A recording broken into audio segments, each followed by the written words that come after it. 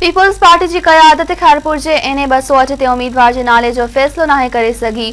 नवाब खान वसाण और नफीसा शाह क़ौमी तक की टिकट हासिल करण लाइ सरगर्म थी विया आहिनि। तफ़सील लाइ पेश आहे वकार मंगी जी ही रिपोर्ट।